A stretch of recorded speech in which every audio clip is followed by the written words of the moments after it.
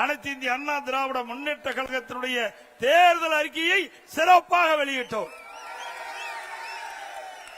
நம்முடைய தேர்தல் அறிக்கை மக்களுக்கு நன்மை கிடைக்கக்கூடிய தேர்தல் அறிக்கை. ஒட்டுமொத்த தமிழக மக்களும் நம்முடைய தேர்தல் அறிக்கையை வாசித்து தெரிந்து இன்றைய நமக்கு பாராட்டை தெரிவித்துக் கொண்டிருக்கின்றார்கள்.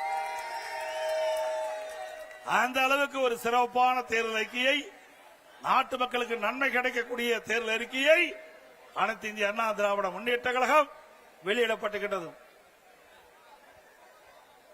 அடுத்தது உடனடியாக அனைத்து இந்திய அண்ணா திராவிட முன்னேற்ற கழகம் நம்முடைய கூட்டணி கட்சியினுடைய தலைவர்களை அழைத்து பேச்சுவார்த்தை நடத்தி எந்தெந்த தொகுதியில் எந்தெந்த கட்சியை போட்டியிடும் என்ற பேசி ஒருமித்த கருத்தோடு இன்றைய தினம் நாம் வெளியிட்டிருக்கிறோம். அது மட்டுமல்ல, அனைத்து இந்திய அண்ணா திராவிட முன்னேற்ற கழகம் முதற்கட்ட வேட்பாளர் பட்டியலில் அறிவிக்கப்பட்ட கட்சி அதிமுக கட்சி.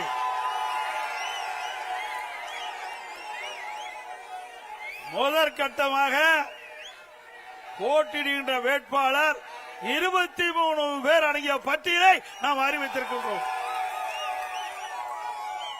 இன்னும் ஓரிரு நாட்களில் அனைத்து இந்திய அண்ணா திராவிட முன்னேற்ற கழக வேட்பாளர்கள் போட்டியிடுகின்ற பட்டியல் முழுமையும் வெற்றி அறிவிக்கப்படும் என்பதை மகிழ்ச்சியோடு தெரிவித்துக்கிறேன்.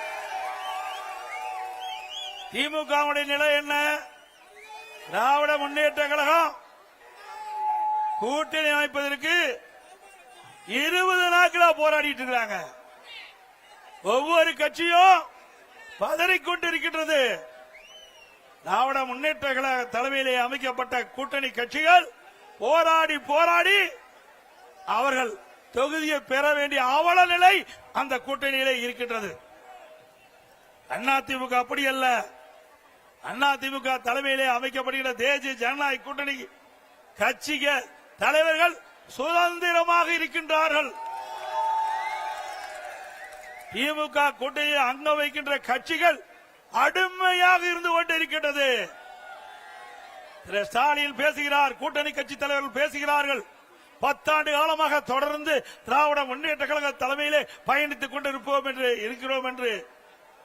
ஆக 10 ஆண்டு காலம் திராவிட முன்னேற்ற கழகத்திற்கு அடிமையாக இருந்து கொண்டிருக்கின்றீர்கள். இப்படி அடிமையாக இருந்த காரணத்தினால்தான் 2021 சட்டமன்ற பொதுத் தேர்தலில் திராவிட முன்னேற்ற கழக தலைமையிலே அமைக்கப்பட்ட கூட்டணிக்கு ஒதுக்கப்பட்ட இடத்தை விட குறைவான இடத்தை பெற்றிருக்கின்றீர்கள். ஆக திராவிட முன்னேற்ற கழக தலைமையிலே அமைக்கப்பட்ட கூட்டணி கட்சியை சேர்ந்த தலைவர்களை எண்ணி பார்க்க வேண்டும். உங்களிடத்திலே திராவிட முன்னேற்ற கழகத்திற்கு ஆட்சி அதிகாரம் இருக்கின்ற போது திராவிட முன்னேற்ற கழக ஆட்சியை புகழ்ந்து பாட வேண்டும் என்று உங்களை பயன்படுத்திக் கொண்டார்கள். ஆனால் தேர்தல் வருகின்ற பொழுது உங்களுக்கு தகுந்த அந்தஸ்தை கொடுக்காத கட்சி திராவிட முன்னேற்ற கழக கட்சி.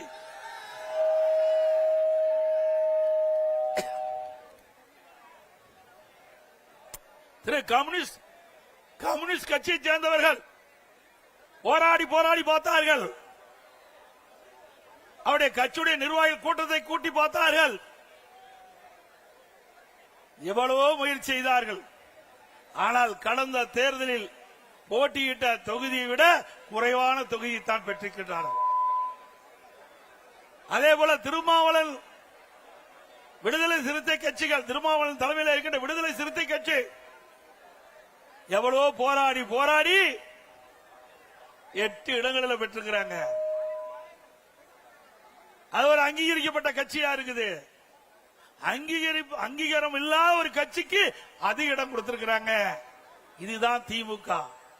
புரிந்து கொள்ளுங்கள். திராவிட முன்னேற்ற கழக தலைமையிலே அமைந்துள்ள கூட்டணிகள் இனியாவது உணர்ந்து கொள்ளுங்கள். உங்களிடத்திலே திராவிட முன்னேற்ற கழக விசுவாசம் கிடையாது. திராவிட முன்னேற்ற கழகத்தை நம்பியவர்கள் நடு ரோட்டிலே விட்டு விடுவார்கள். அனைத்து இந்திய அண்ணா திராவிட முன்னேற்ற கழக தலைமையிலே அமைக்கப்படுகின்ற கூட்டணி கட்சி தலைவர்களுக்கு உரிய மரியாதை கிடைக்கின்ற கட்சி அண்ணா திமுக கட்சி.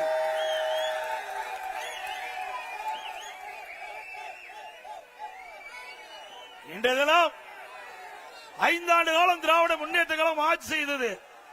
5 ஆண்டு காலம் திராவிட முன்னேற்ற கழகம் ஆட்சி செய்தது. நாட்டு மக்களுக்கு என்ன செய்தார்கள்? ஆட்சியிலே மக்களுக்கு துன்பம்தான் மிஞ்சியது. திராவிட முன்னேற்ற கழகம் என்றால் குடும்ப கட்சி, வாரிசு அரசியல், குடும்பத்துக்காக இருக்கின்ற கட்சி திமுக கட்சி, மக்களுக்காக இருக்கின்ற கட்சி அண்ணா திமுக கட்சி. பொன்மனச்செம்மல் புரட்சி தலைவர் எம்ஜிஆர் அவர்கள் தீய சக்தி திமுகவை வேரோடு அழிக்க வேண்டும் என்ற அடிப்படையிலே அண்ணா திமுக என்ற இயக்கத்தை தோற்றுவித்தார். பிறகு அனைத்து இந்திய அண்ணா திராவிட முன்னேற்ற கழகத்தை மாற்றி அமைத்தார்.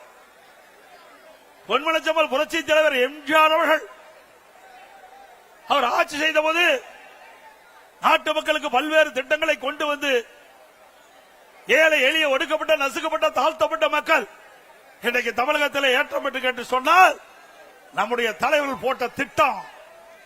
புரட்சி தலைவர் எம்ஜிஆர் காலத்திலும் சரி, இதே புரட்சி தலைவி அம்மா அவர்கள் ஆண்ட போதும் சரி, இருவரும் தலைவர்கள் முதலமைச்சர் இருந்த காலத்திலே தமிழ்நாடு மற்ற மாநிலத்திற்கு எடுத்துக்காட்டாக விளங்கியது.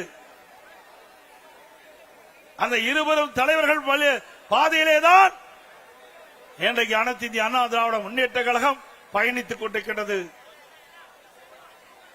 சிந்தித்து பாருங்கள். இதே புரட்சி தலைவி அம்மா அவர்கள் தமிழகத்துடைய முதலமைச்சர் இருந்த காலகட்டத்திலே எத்தனையோ திட்டங்களை கொண்டு வந்து நாட்டு மக்கள் நன்மை பெற்றிருக்கின்றார்கள். 5 ஆண்டு திராவிட முன்னேற்ற கழக ஆட்சியிலே இந்த சென்னை மாநகர மக்களுக்கு என்ன செய்தார்கள்? ஒரு துரும்பை கூட கிள்ளி போடவில்லை. அனைத்து இந்திய அண்ணா திராவிட முன்னேற்ற கழக ஆட்சியிலே கொண்டு வரப்பட்ட திட்டங்கள் ஸ்டிக்கர் ஒட்டி அந்த திட்டத்தை கூட முழுமையாக நிறைவேற்றப்படவில்லை. ஆங்காங்கே அண்ணா திமுக ஆட்சியில் கொண்டு வந்த திட்டம் முடிவு பெற்று துவக்கி வைத்துக் கொண்டிருக்கிற காட்சிதான் இன்றைய திமுக ஆட்சியிலே பார்க்கப்படுகிறது. மழைநீர் வடிகால் வசதி அனைத்து இந்திய அண்ணா திராவிட முன்னேற்ற கழகத்திலே மாண்புமிகு புரட்சி தலைவி அம்மா தமிழகத்துடைய முதலமைச்சராக இருந்த பொழுது கொண்டு வரப்பட்ட திட்டம் சுமார் 2400 கிலோமீட்டர் தூரம் வடிகால் வசதி செய்து கொடுக்கப்பட்டது. இன்றைக்கு கனமழையால் சென்னை மாநகர மக்கள் பாதிக்கக்கூடாது, பெய்கின்ற மழைநீர் முழுவதும் வெளியேற்றப்பட வேண்டும் என்ற அடிப்படையில் மழைநீர் வடிகால் பணி மேற்கொள்ளப்பட்டது அனைத்து இந்திய அண்ணா திராவிட முன்னேற்ற கழக ஆட்சியிலே. அதிலே 4 பிரிவாக பிரிக்கப்பட்டது. பேஸ் 1 பேஸ் 2 இரண்டும் அண்ணா திமுக ஆட்சியிலே நிறைவேற்றப்பட்டது. பேஸ் 3 பேஸ் 4 ஆட்சி மாற்றம் திராவிட முன்னேற்ற கழகம் ஆட்சிக்கு வந்தது. இதுவரை முழுமையாக வடிகால் வசதி பணிகள் நிறைவேற்றப்படவில்லை. 2 ஆண்டுக்கு முன்பே இன்றைய முதலமைச்சர் திரு ஸ்டாலின் அவர்களும் தமிழக உள்ளாட்சித்துறை நகர்ப்புற வளர்ச்சித்துறை அமைச்சர் அவர்களும் சென்னை மாநகரத்தில் இருக்கின்ற அமைச்சர் பெருமக்களும் எவ்வளவு மழை பெய்தாலும் ஒரு சொட்டு தண்ணீர் கூட சென்னை மாநகரத்திலே தேங்காது என்று குறிப்பிட்டார்கள். நாம் கொண்டு வந்த திட்டம் மழைநீர் வடிகால் பணி அனைத்து இந்திய அண்ணா திராவிட முன்னேற்ற கழக ஆட்சியில் கொண்டு வரப்பட்ட திட்டம். அந்த திட்டத்தை கூட இவர்கள் முழுமையாக நிறைவேற்ற முடியவில்லை. 2 ஆண்டுக்கு முன்பே இந்த திட்டம் நிறைவேற்றப்பட்டு 98% நிறைவேற்றப்பட்டதா ஒரு பச்சை பொய்யை இன்றைய முதலமைச்சர் குறிப்பிட்டார். சென்னை மாநகரத்தில் இருக்கின்ற அமைச்சர்கள் குறிப்பிட்டார்கள். இங்க இருக்கின்ற மேயர் குறிப்பிட்டார். வடிகால் பணிகள் 98% நிறைவேற்றப்பட்டுள்ளது. எவ்வளவு மழை பெய்தாலும் சென்னை மாநகர மக்கள் பாதிக்கப்பட மாட்டார்கள், ஒரு சொட்டு தண்ணீர் கூட சென்னை மாநகர சாலைகளை தேங்காது என்று இவர்கள் பத்திரிகைகளை வெளியிட்டார்கள். ஆனால் நிலைமை என்ன? இதுவரை இந்த வடிகால் பணிகள் நிறைவேற்றப்பட முடியவில்லை. அதோடு அனைத்து இந்திய அண்ணா திராவிட முன்னேற்ற கழக ஆட்சியில்தான் ஒரு பிரமாண்டமான திட்டத்தை நாம் திட்டம் கொண்டு வந்தோம். மெட்ரோ ரயில் திட்டம் கட்டம் 2 இந்தியாவிலேயே ஒரே திட்டத்திற்கு 63 கோடி ரூபாய் பெற்ற ஒரே அரசு அனைத்து இந்திய அண்ணா திராவிட முன்னேற்ற கழக அரசாங்கம். இதுவரை இந்தியாவிலே ஒரு திட்டத்திற்கு 63 கோடி ரூபாய் 63,000 கோடி மத்திய அரசு அனுமதி வழங்கியது கிடையாது. அனைத்து இந்திய அண்ணா திராவிட முன்னேற்ற கழகம் ஆட்சி செய்த பொழுது அம்மாவுடைய அரசாங்கம் மத்திய அரசோடு இணக்கமாக அணுகி சென்னை மாநகர மக்களுடைய போக்குவரத்து நெரிசலை குறைக்க வேண்டும் என்று இதை புரட்சி தலைவி அம்மா அவர்கள் திட்டமிட்டார்கள். துரதிருஷ்டவசமாக அம்மா அவர்கள் மறைந்தார்கள். அம்மா கொடுக்கப்பட்ட வாக்குறுதியை நிறைவேற்றுகின்ற விதமாக அம்மா போட்ட திட்டத்தை முழுமையாக நிறைவேற்ற வேண்டும் என்ற அடிப்படையிலே மத்திய அரசோடு தொடர்பு கொண்டு மெட்ரோ ரயில் திட்டம் கட்டம் 2 118 கிலோமீட்டர் அந்த ரயில் பாதை அமைக்குவதற்கு அனுமதி பெற்று அந்த திட்டத்திற்காக மத்திய அமைச்சர் மரியாதைக்குரிய உள்துறை அமைச்சர் அமித்ஷா அவர்களை நேரடியாக சென்னைக்கு அழைத்து அடிக்கல் நாட்டிய அரசாங்கம் அதிமுக அரசாங்கம். இந்த திட்டம் முழுமையாக நிறைவேறுகின்ற பொழுது சென்னை மாநகர மக்கள் போக்குவரத்து நெரிசல் இல்லாம பயணம் செய்ய முடியும். இது அதிமுக ஆட்சியுடைய சாதனை.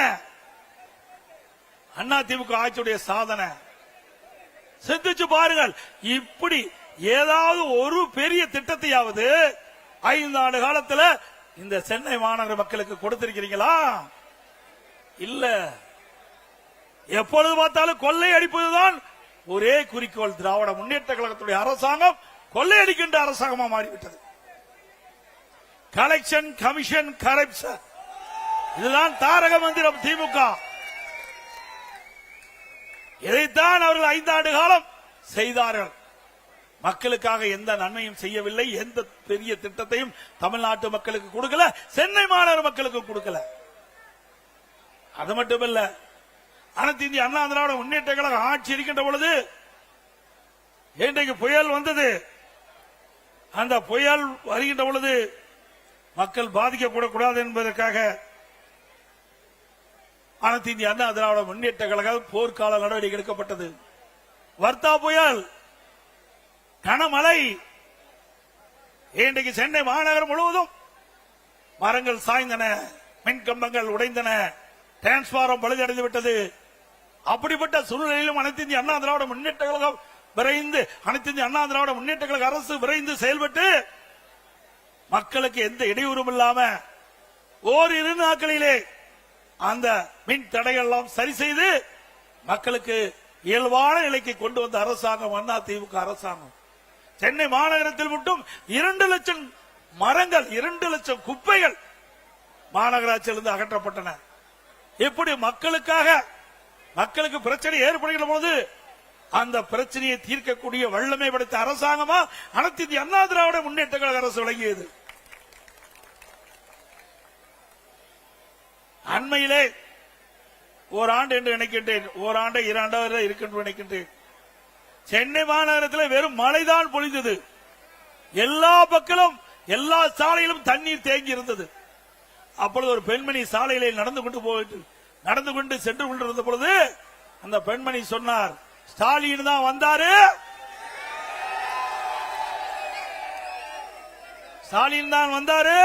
நீச்சல் அடிக்க விட்டார். அப்படிப்பட்ட நிலைமைதான் சென்னை மாநகரத்தில் விளங்கி கொண்டிருக்கிறது. இன்றைக்கு ஸ்டாலினுடைய ஆட்சியில குடும்பத்தில் இருக்கின்றவர்கள் அதிகார மையங்கள் 4 அதிகார மையம். 1 முதலமைச்சர் ஸ்டாலின், 2 துணை முதலமைச்சர் உதயநிதி அவர்கள், 3 திரு ஸ்டாலினுடைய மருமகன் சபரீஸ்வரன், 4 திரு ஸ்டாலினுடைய மனைவி மரியாதைக்கு துர்கா அவர்கள். 4 அதிகார மையங்கள் தமிழகத்தை ஆட்டி படைத்துக் கொண்டிருக்கின்றது. இந்த 4 அதிகார மையங்களுக்கும் முடிவு கட்டுகின்ற தேர்தல் வருகின்ற சட்டமன்ற பொது தேர்தல்.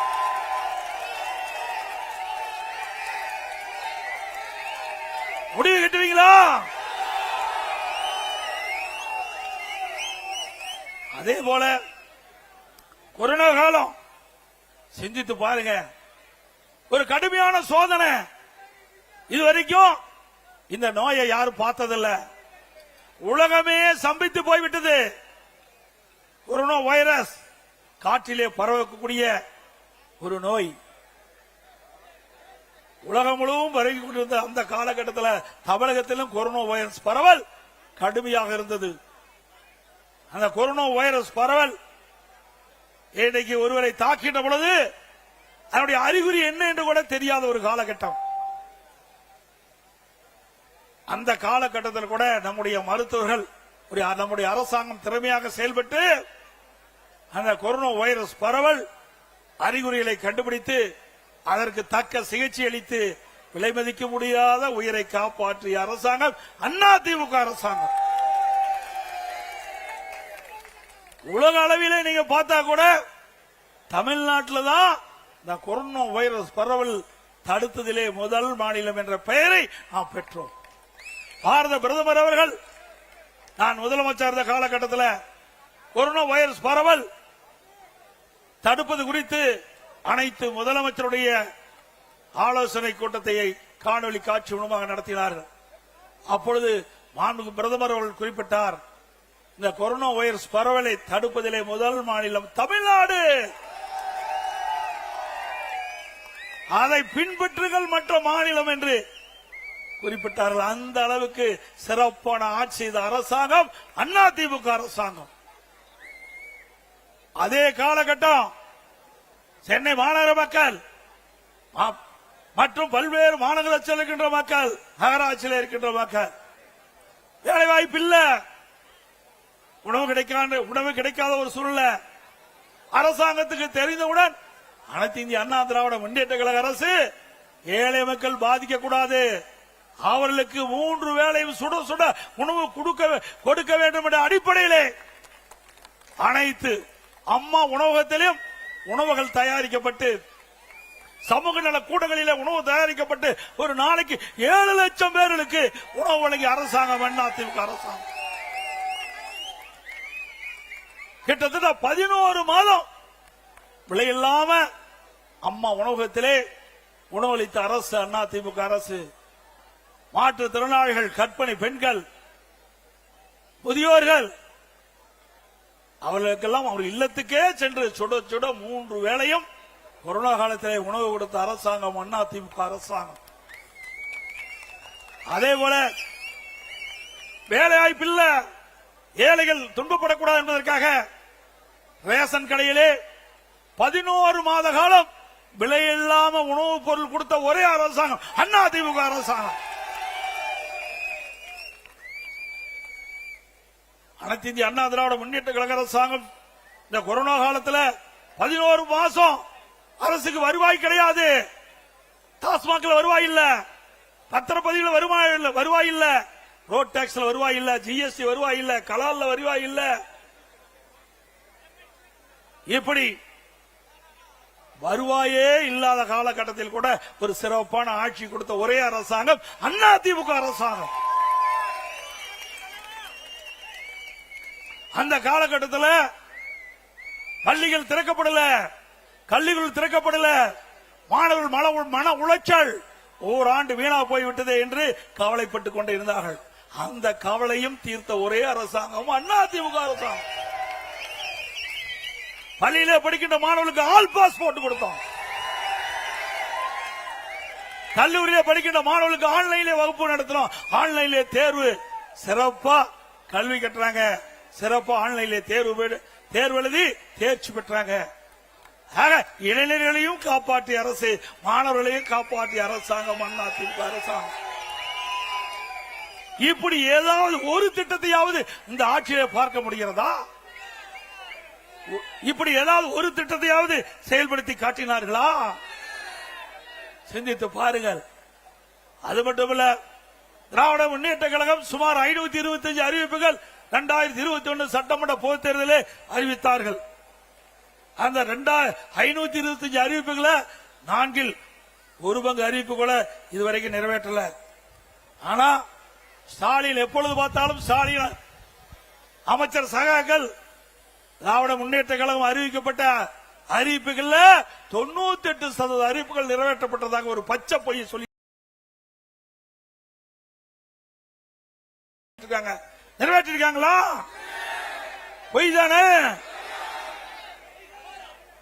இன்றைக்கு நம்முடைய நகரத்தில் இருக்கின்ற வாழ்கின்ற மக்கள் அவருடைய கல்விக்காக வங்கியிலே கடன் வாங்கின கடன் ரத்து பண்ணிருக்காங்களா?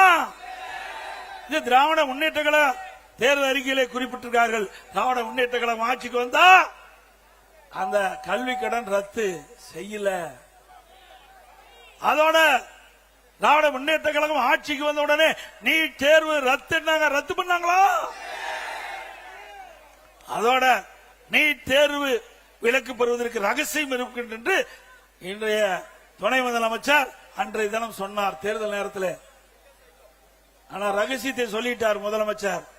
இந்த 2 சட்டமன்றத்திலே குறிப்பிட்டார். நீதிமன்றத்தில் தீர்ப்பு வந்த காரணத்தினால எங்களால நீட்டுக்கு விதிவிலக்கு பெற முடியாது என்று ரகசியத்தை போட்டு உடைச்சிட்டார். நல்லா சிந்திச்சு பாருங்க. 2021 சட்டமன்ற பொதுத் தேர்தலில் வீதி வீதியாக இன்றைக்கு இருக்கிற முதலமைச்சரும் அவருடைய மகன் உதயநிதி அவர்களும் வீதி வீதியா பேசினாங்க. திராவிட முன்னேற்ற கழகம் ஆட்சிக்கு வந்தால் நீட் தேர்வு ரத்து செய்யப்படும் என்ற வாக்குறுதியை கொடுத்து இந்த இளைஞர்களையும் அவருடைய பெற்றோர்களை ஏமாற்றி வாக்குகளை பெற்று ஆட்சிக்கு வந்து அந்த மக்களை மறைந்த அரசாங்கம் மறந்த அரசாங்கம் திமுக அரசாங்கம். சிந்தித்து பாருங்க. எந்த அறிவிப்பை நிறைவேற்றிக்கிறாங்க? ஒண்ணும் கிடையாது.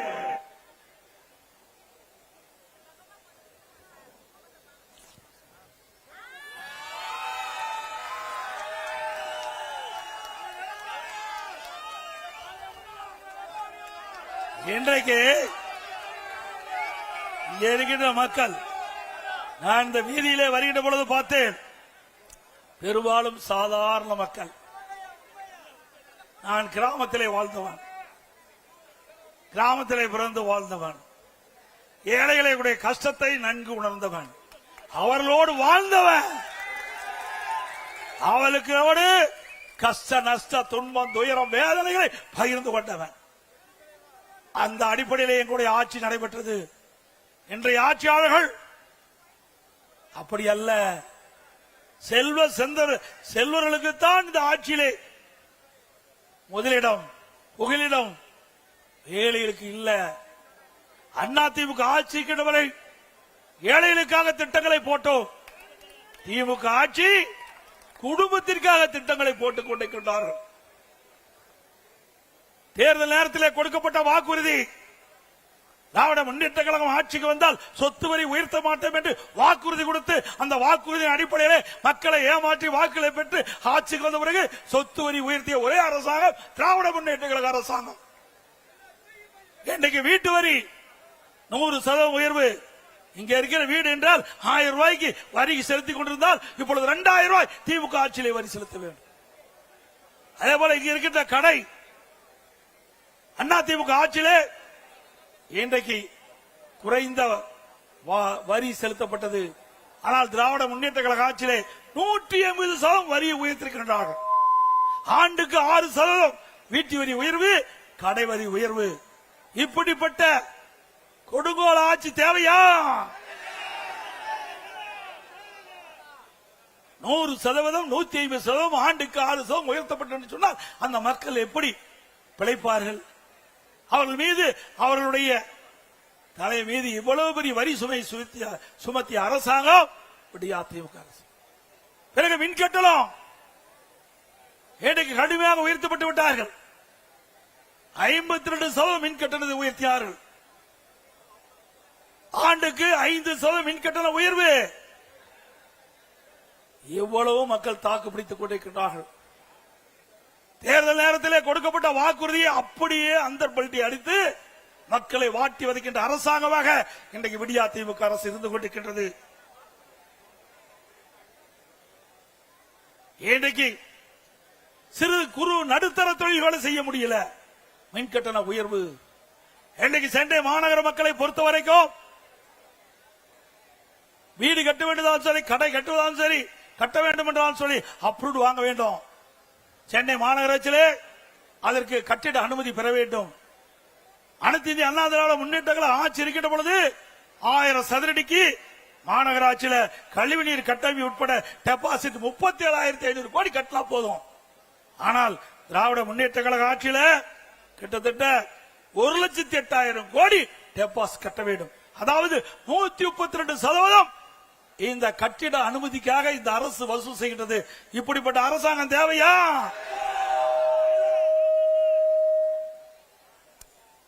இங்கே சென்னை மாநகர மக்களை பொறுத்த வரைக்கும்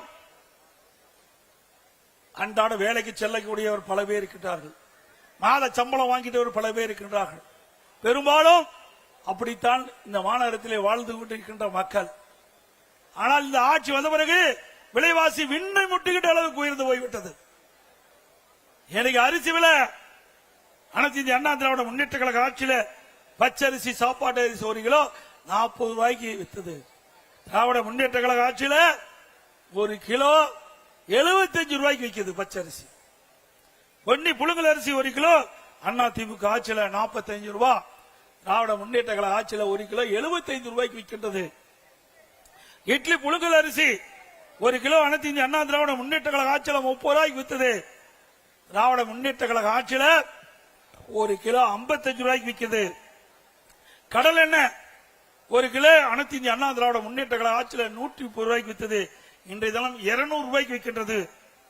நல்லெண்ணெய் 1 கிலோ அனைத்து இந்திய அண்ணா திராவிட முன்னேற்ற கழக ஆட்சியில 250 ரூபாய்க்கு வித்தது. இன்றைக்கு 500 ரூபாய்க்கு விற்குது. துவரம்பருப்பு 1 கிலோ அண்ணா திமுக ஆட்சியில 74 ரூபாய். இன்றைக்கு திராவிட முன்னேற்ற கழக ஆட்சியில 120 ரூபாய்க்கு விற்குது. உளுத்தம்பருப்பு 1 கிலோ அண்ணா திமுக ஆட்சியில 79, திராவிட முன்னேற்ற கழக ஆட்சியில 120. ஆக இப்படி உணவுப் பொருளுடைய விலை மின்னை முற்றுகின்ற அளவுக்கு உயர்ந்து விட்டது.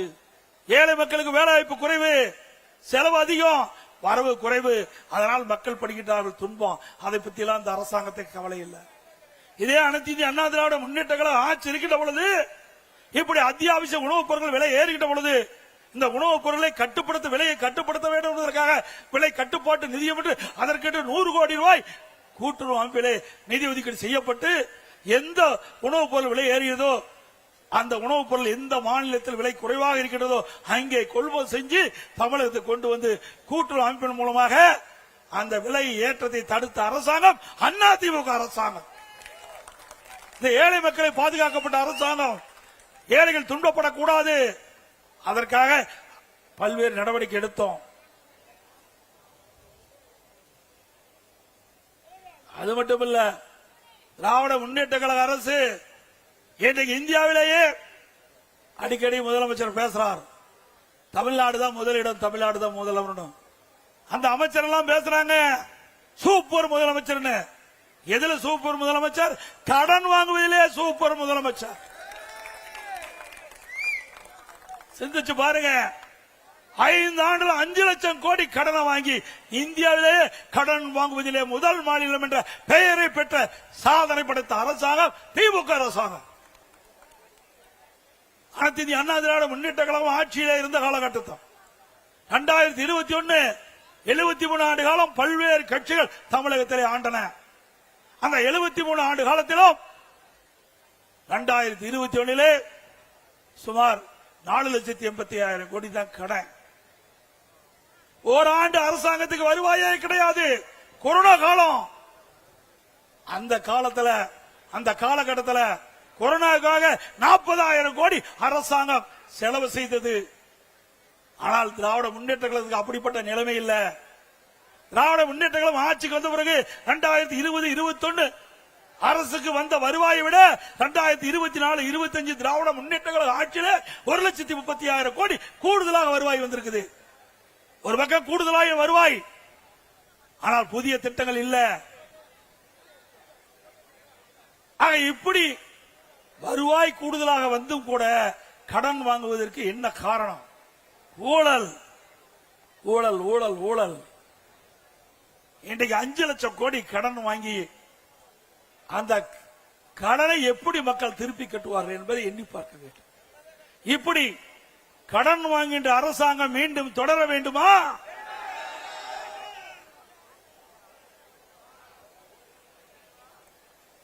எவ்வளவோ பிரச்சனை நாட்டில் இருக்குது. அதையெல்லாம் திமுக முதலமைச்சருக்கு கவலை இல்ல, துணை முதலமைச்சருக்கு கவலை இல்லை.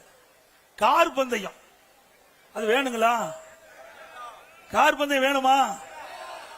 என்னங்க கொடுமை! நாட்டு மக்கள் எவ்வளவு கஷ்டப்படுறாங்க, விலைவாசி உயர்வுல கஷ்டப்படுறாங்க. இன்றைக்கு முறையா தண்ணீர் கிடைக்கல, குடி தண்ணீர் கிடைக்கல என்று மக்கள் புலம்பிக் கொண்டிருக்கிறாங்க. ஆனா இன்றைக்கு துணை முதலமைச்சர் திரு உதயநிதி ஸ்டாலின் அவர்கள் நம்முடைய சென்னை மாநகர மத்திய பகுதியிலே பிரம்மாண்டமான கார் பந்தயத்தை நடத்துறார். பல நூறு கோடியிலே கார் பந்தயம் நடத்திக்கிட்டு அரசாங்கம் தொடர வேண்டுமா? யாருடைய பணம்? மக்களுடைய வரி பணம். பிறகு திரு ஸ்டாலின் அவர்கள் அவருடைய தந்தைக்கு ஞாபகார்த்தமா பேனா வைக்கிறார். நீங்க பேனா வைங்க, நாங்க வேண்டான்னு சொல்லல. அவருடைய திராவிட முன்னேற்ற கழகம் ட்ரஸ்ட் வச்சிருக்கிறாங்க. குடும்பத்தில் ஒரு ட்ரஸ்ட் வச்சிருக்கிறாங்க. 8000 கோடி இருக்குது. திராவிட முன்னேற்ற கழகம் அந்த திரு கருணாநிதி குடும்பத்திற்கு ட்ரஸ்ட்ல 8000 கோடி இருக்குது. அதுல பேனா வைங்க. யார் வேண்டாங்கிறா? மக்களுடைய வரி பணத்துல எழுதாத பேனாவை நடுக்கடல கொண்டு வைக்கிறாங்க. இது நியாயமா? எழுதாத பேனா எங்க வச்சா என்ன? நீங்க அடக்கம் பண்ண அங்க மெரினா பீச்சில் அவருடைய நினைவிடத்தில் முன்னாடி ஒரு 2 கோடி பேனா வைங்க. யார் வேண்டாங்கிறா? திரு ஸ்டாலின் அவர்களே, மக்களுடைய வரி பணத்தை ஊதாரி தனமாக செலவு செய்கின்ற அரசாங்கம் மீண்டும் தொடர வேண்டுங்களா? எல்லாத்துக்கும் மேல இன்றைக்கு திருடர்கள் மக்கள்கிட்ட நகை பிடுங்குவாங்க, பணத்தை கொள்ளையடிப்பாங்க. ஆனா திமுக ஆட்சியில உடல் உறுப்புல திருடுறாங்க. உடல் உறுப்ப திருடுறாங்க. அது யார் திருடுறா? திமுக எம்எல்ஏ. கொடுமை அல்லவா? நாமக்கல் மாவட்டம் வறுமையின் காரணமாக அந்த ஏழை தொழிலாளிகளை ஏமாற்றி முறைகேடாக அந்த கிட்னிய திருடி இருக்காங்க. இப்படிப்பட்ட அரசாங்கம் தேவைங்களா? தயவு செய்து இந்த கூட்டத்தில் வந்திருக்கிற நம்முடைய கழக நிர்வாகிகளும் தொண்டராலும் சரி, பொதுமக்களாலும் சரி, உங்களுடைய நண்பர்களாலும் சரி, உறவினராலும் சரி, ஏதாவது திமுக கட்சிக்காரன் நடத்துற மருத்துவமனைக்கு போய் ஏதாவது ஆபரேஷன் பண்ணி இருந்தா மீண்டும் போய் ஸ்கேன் பண்ணி பாத்துங்க. ஏன்னா உள்ளுக்குள்ள இருக்கிற உறுப்பு இருக்குதா இல்லையான்னு பாத்துங்க. இது எதற்காக சொல்லிட்டு சொன்னால், நம்முடைய நாமக்கல் மட்டம் குமராபாளையத்தில் ஒரு பெண்மணி பணத்தை ஆசை காட்டி அதனுடைய கிட்னியை எடுப்பதற்காக அழைச்சிட்டு போய் கல்லீரல் எடுத்துட்டாங்க. கிட்னிக்கு பதிலா. அதனாலதான் நான் சொல்றேன், இது விளையாட்டுக்காக சொல்லிங்க. உண்மையாக திராவிட முன்னேற்ற கழக ஆட்சியில் இந்த சம்பவம் நடந்திருக்குது. ஆக ஒரு எம்எல்ஏ, ஆளுங்கட்சி எம்எல்ஏ, அவருடைய மருத்துவமனையில இந்த கிட்னி முறைகேடு நடைபெற்றதாக அரசாங்கத்துக்கு, இது திமுக அரசாங்கத்துக்கு புகார் திமுக அரசாங்கம் அதுக்கென்று ஒரு குழு அமைக்கப்பட்டு அந்த குழு போய் அந்த மருத்துவமனையில் ஆய்வு செஞ்சு முறைகேடு நடைபெற்றது உண்மை என்று கண்டுபிடித்த பிறகு அந்த மருத்துவமனை மீது இதுவரைக்கும் நடவடிக்கை எடுக்கல. மீண்டும் அனைத்து இந்திய அண்ணா திராவிட முன்னேற்ற கழகம் ஆட்சிக்கு வந்தா இந்த கிட்னி முறைகேட்டில் யாரெல்லாம் ஈடுபட்டார்களோ அவர்கள் மீதுதான் உரிய நடவடிக்கை எடுக்கப்படும்.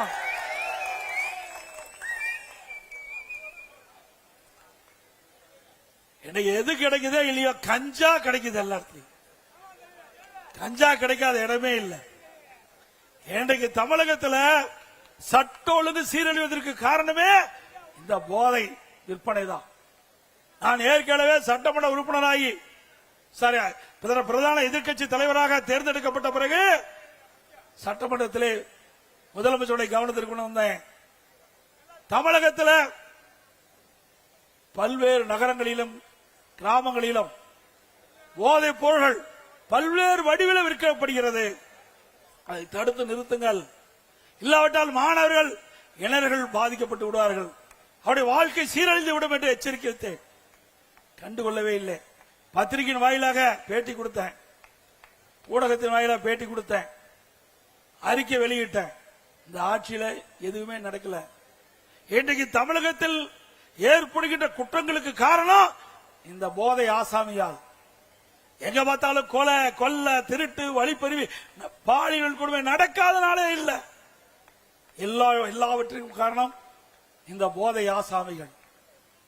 இன்றைக்கு தமிழகத்திலே போதைப் பொருள் நடமாட்டம் அதிகரித்து விட்டதை கட்டுப்படுத்த திராணியற்ற அரசாங்கம் மீண்டும் தொடர வேண்டுமா? ஒரு நாடு வளம் பெற வேண்டும், ஒரு நாடு செழிக்க வேண்டும், ஒரு நாடு பொருளாதாரத்தில் ஏற்றப்பட வேண்டும் என்று சொன்னால் சட்ட ஒழுங்கு சிறப்பா இருக்கணும். எந்த ஒரு மாநிலத்தில் எந்த ஒரு நாட்டில் சட்ட ஒழுங்கு சிறப்பா இருக்குதோ அந்த நாடு வளரும். ஆனால் தமிழகம் சீரழித்துக் கொண்டிருக்கின்ற நிலை தமிழகத்திலே பார்க்கப்படுகிறது. இதற்கு காரணம் கையிலாகாத ஒரு முதலமைச்சர் தமிழகத்தில் ஆண்டு கொண்டிருக்கின்ற காரணத்தினாலே இப்படிப்பட்ட நிகழ்வுகள் நடந்து கொண்டிருக்கிறது. அதை தடுக்க வேண்டும் என்று சொன்னால் வருகின்ற சட்டமன்ற பொதுத் தேர்தலில் அனைத்து இந்திய அண்ணா திராவிட முன்னேற்ற கழக தலைமையில் அமைக்கப்படுகின்ற தேசிய ஜனநாயக கூட்டணி மிகப்பெரிய வெற்றி பெற வேண்டும்.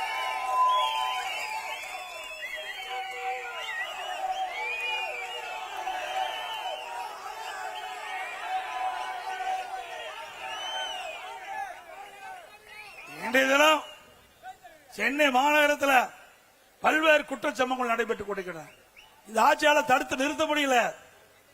பட்டம் பகல்ல ஒரு கட்சியுடைய மாநில தலைவர் வெட்டி சாய்க்கிறார். இதுவரை உண்மை குற்றவாளிகளை கண்டுபிடிக்க முடியல. அதே போல திருநெல்வேலி காங்கிரஸ் கட்சியுடைய மாவட்ட தலைவர் எரித்து கொல்லப்படுகிறார். இதுவரை கண்டுபிடிக்க முடியல. அது மட்டும் இல்லாம தினந்தோறும் கொலை கொள்ளை சம்பவம் நடந்துகிட்டே இருக்குது. நாங்குநேரியில் பார்த்தா 2 இருசக்கர வாகனத்தில் சாலையில சென்றுட்டு இருக்காங்க. ஒரு இடத்துல மக்கள் நின்று கொண்டிருக்கிறாங்க. இந்த போதை ஆசாமிகள் அவங்க வெட்டி சாய்க்கிறாங்க. இப்படிப்பட்ட சம்பவம் தமிழகத்தில் நிலவிக் கொண்டிருக்கிறது. பெண்களுக்கு பாதுகாப்புல இந்த ஆட்சியில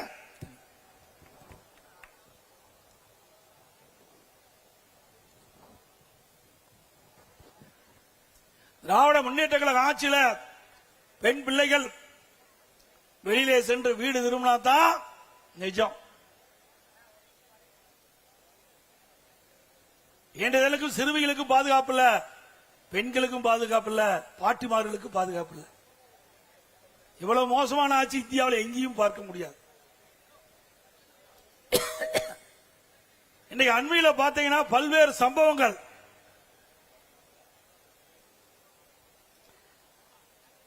இன்றைக்கு தூத்துக்குடி மாவட்டம் விளாத்திக்குளத்தில் பாத்தீங்கன்னா பள்ளி மாணவி பள்ளிக்கு சென்ற பொழுது வீடு திரும்பல, அத பாலியல் துன்புறுத்தி கொலை செஞ்சிருக்கிறாங்க. நல்லா சிந்திச்சு பாருங்க. அதே போல அண்ணா பல்கலைக்கழக மாணவி பாலியல் சீண்டல். யார் அந்த சார்? இந்த ஆட்சியில கண்டுபிடிக்க. அண்ணா திமுக ஆட்சி வந்தா யார் அந்த சார் கண்டுபிடிக்கப்படும். மதுராங்கத்தில் இருசக்கர வாகனத்தில் சென்று கொண்டிருந்த பெண்மணியை கடத்திக்கிட்டு போய் பாலியல் சீண்டல். கோயம்புத்தூர் விமான நிலையத்துக்கு அருகில ஒரு மாணவியும் ஒரு ஆண் நண்பரும் பேசிக் கொண்டிருக்கிறாங்க. காம கொடர்கள் அங்கே சென்று அந்த பெண்மணியை பாலியல் சீண்டலுக்கு உட்படுத்துறாங்க. இப்படி பெண்களுக்கு பாதுகாப்பு இல்லாத ஒரு சூழலை தமிழகத்தில் நிலவிக் கொண்டிருக்கிறது. இன்றைய தினம் தமிழகத்திலே திராவிட முன்னேற்ற கழகம் ஆட்சிக்கு வந்த பிறகு 6999 போச வாக்குகள் பதிவு செய்யப்பட்டிருக்கு சொன்னால் இந்த ஆட்சியிலே சிறுமிகளுக்கு பாதுகாப்பு இருக்குதா என்று சொல்லி எண்ணி பாருங்க. 6999 போக்சோ வழக்குகள் பதிவு செய்யப்பட்டு சொன்னால் சிறுமிகளுக்கு இந்த ஆட்சி என்ன பாதுகாப்பு கொடுத்தது என்பதை எண்ணி பார்க்க வேண்டும். 2.5 வயது குழந்தை கிருஷ்ணகிரியிலே இன்றைக்கு பாலியல் சீண்டலுக்கு ஆளாக்கப்பட்டிருக்கிறார். இப்படி ஒரு மோசமான ஆட்சி, மக்களை பாதுகாக்க தவறிய ஆட்சி, குடும்பத்தை மற்றும் வளமாக செல்வ செழிப்பாக இருப்பதற்காக ஆட்சி செய்கின்ற ஒரே அரசாங்கம் திராவிட முன்னேற்ற கழக அரசாங்கம். அப்படிப்பட்ட அரசாங்கத்தை வருகின்ற சட்டமன்ற பொதுத் தேர்தலிலே அவர்களை ஓட ஓட விரட்டி தேர்தல் நேரத்திலே வெற்றி கொடியை நாட்டுவோம் என்ற நேரத்திலே தெரிவித்து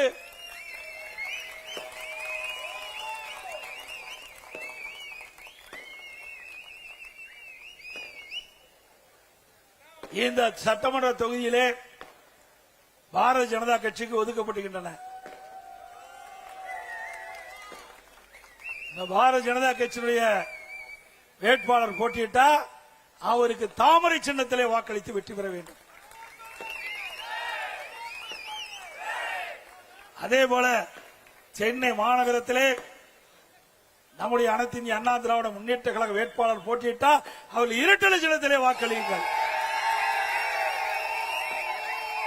அதே போல பாட்டாளி மக்கள் கட்சி அவள் போட்டியிடுகின்ற அந்த வேட்பாளருக்கு மாம்பழ சின்னத்திலே வாக்களியுங்கள். அதோடு அம்மா மக்கள் முன்னேற்ற கழகத்தை போட்டியிடுகின்ற வேட்பாளருக்கு குக்கர் சின்னத்திலே வாக்களியுங்கள். ஆக நம்முடைய கூட்டணி கட்சிகள் போட்டியிடுகின்ற தொகுதியிலே இருக்கின்ற வாக்காளர் பெருமக்கள் அந்தந்த கட்சி வேட்பாளருடைய சின்னங்களுக்கு வாக்களித்து அவர்களை வெற்றி பெற செய்ய வேண்டுமாய் இருக்கிற கூப்பி வேண்டி கேட்டு இந்த மிகச் சிறப்பாக எழுச்சியாக முதல் தேர்தல் பிரச்சார கூட்ட நிகழ்ச்சி கலந்து கொண்டுள்ள அனைத்து கழக நிர்வாகிகளுக்கும் நேரத்திலே நன்றி தெரிவித்து அதோடு அனைத்து இந்திய அண்ணா திராவிட முன்னேற்ற கழகம் ஆட்சிக்கு வந்தா இன்றைக்கு எல்லா குடும்ப அட்டையில் இருக்கின்ற நம்முடைய குடும்ப தலைவிக்கு மாதந்தோறும் 2000 ரூபாய் வழங்கப்படும். அதே போல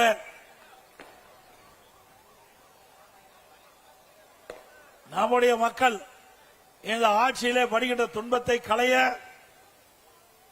ஒவ்வொரு குடும்பத்திற்கும் உதவித்தொகையாக 10,000 ரூபாய் வழங்கப்படும்.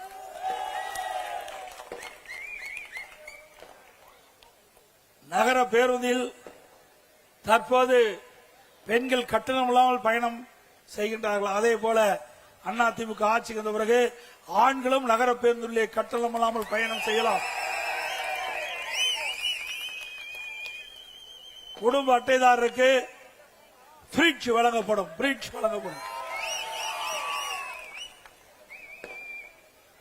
குடும்ப அட்டைதாரருக்கு அதிமுக ஆட்சி வந்த உடனே விலையில்லா பருப்பு, விலையில்லா எண்ணெய் வழங்கப்படும். சமையல் எண்ணெய் சென்னை மாநகரம் சரி, நகரத்திலும் சரி, கிராமத்திலும் சரி, நம்முடைய பெண்கள் வேலைக்கு செல்வதற்கும் வேலை முடிந்த பிறகு பணி முடிந்த பிறகு வீடு திரும்புவதற்கும் அம்மா இருசக்கரம் வாங்குவதற்கு 5 லட்சம் அம்மா இருசக்கர வாகனம் வழங்கப்படும். பெண்களுக்கு ஒவ்வொரு அம்மா இருசக்கர வாகனம் வாங்குறதுக்கு 25,000 ரூபாய் மானியம் வழங்கப்படும். ஆட்டோ ஓட்டுகின்றவர்கள் ஆட்டோ சங்கத்தில் பதிவு செய்யப்பட்டு புதிய ஆட்டோ வாங்கினா 75,000 ரூபாய் மானியம் கொடுக்கப்படும். முதியோர் உதவித்தொகை உயர்த்தி வழங்கப்படும் 2,000 ரூபாயாக. இன்றைக்கு ஒவ்வொரு குடும்பத்திற்கும் அதிமுக ஆட்சி வந்த பிறகு 3 கேஸ் சிலிண்டர் மானியமாக வழங்கப்படும். நம்முடைய தாய்மார்களுக்கும் பெண்களுக்கும் தீபாவளி பண்டிகை சிறப்பாக கொண்டாடுவதற்கு அவர்களுக்கு பட்டு சேலை வழங்கப்படும். படித்த இளைஞர்கள் வேலைவாய்ப்பிலே பதிவு செய்யப்பட்டு பணி கிடைக்காமல் இருக்கின்ற நம்முடைய இளைஞர் சகோதரர்களுக்கு மாதந்தோறும் பட்டப்படிப்பு படித்தவர்களுக்கு 2,000 ரூபாய் வழங்கப்படும். பிளஸ் 2 படித்தவர்களுக்கு 1,000 ரூபாய் வழங்கப்படும். நகர பகுதியிலே இன்றைக்கு சாலை ஓரமாக நடைபாதை கடை நடத்துகின்றவர்கள் கூட்டுறவு சங்கத்திலே வாங்கிய கடன் முழுவதும் தள்ளுபடி செய்யப்படும். மாற்றுத்திறனாளிகள் கூட்டுறவு சங்கத்திலே வாங்கிய கடன் முழுவதும் தள்ளுபடி செய்யப்படும்.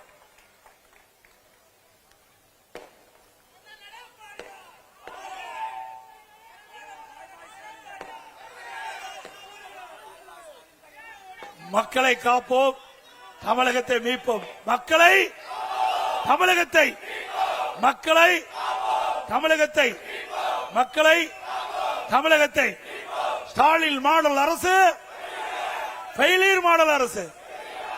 By bye Stalin. இந்த ஆட்சியோட ஸ்டாலினுக்கு பை பை சொல்லிடலாம்.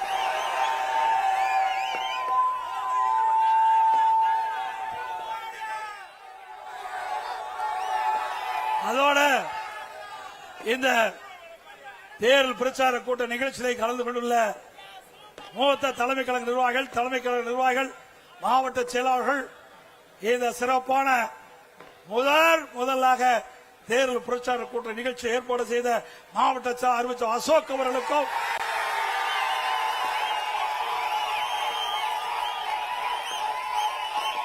அவருக்கு உறுதுணையாக விளங்கிய பகுதி கழக செயலாளர்களுக்கும்,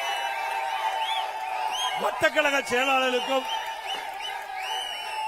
கழகத்திலே பல்வேறு பொறுப்புகளை நிர்வாகிகளுக்கும், இந்த நிகழ்ச்சியிலே திரளாக கலந்து கொண்டுள்ள நம்முடைய அனைத்து இந்திய அண்ணா திராவிட முன்னேற்ற கழகத்திலே பல்வேறு பொறுப்புகளை இருக்கின்ற நிர்வாகிகளுக்கும், நம்முடைய கூட்டணி கட்சி பாரதிய ஜனதா கட்சி மற்றும் பாட்டாளி மக்கள் கட்சி மற்றும் அம்மா மக்கள் முன்னேற்ற கழகம் மற்றும் நம்முடைய கூட்டணியை அங்க வைக்கின்ற கட்சியுடைய தலைவர்கள், நிர்வாகிகள், தமிழ் மாநில காங்கிரஸ் கட்சியை சேர்ந்த நிர்வாகிகள், தொண்டர்கள், இந்திய ஜனநாயக கட்சியை சேர்ந்த தலைவர்கள், நிர்வாகிகள், புரட்சி பாரதம் கட்சியை சேர்ந்த நிர்வாகிகள், தொண்டர்கள், புதிய நீதி கட்சியை சேர்ந்த தலைவர் நிர்வாகிகள், தமிழக மக்கள் முன்னேற்ற கழகத்தை சேர்ந்த தலைவர் நிர்வாகிகள், பெருந்தலைவர் மக்கள் கட்சியை சேர்ந்த நிர்வாகிகள், தமிழ் மாநில முஸ்லீம் கட்சியை சேர்ந்த நிர்வாகிகள் மற்றும் கூட்டணியை ஆக்கிரமிக்கின்ற கட்சிகள், பல்வேறு ஆதரவு தருகின்ற அமைப்புகள், பல்வேறு கட்சியினுடைய நமக்கு ஆதரவு அளிக்கின்ற பல்வேறு கட்சியினுடைய தலைவர்கள், நிர்வாகிகள், தொண்டர்கள் இங்கே வருகை தந்து சிறப்பாக இந்த நிகழ்ச்சியில் பங்கு பெற்ற அனைத்து பொதுமக்களுக்கும் வாக்காளர்களுக்கும் நன்றி, வணக்கம்.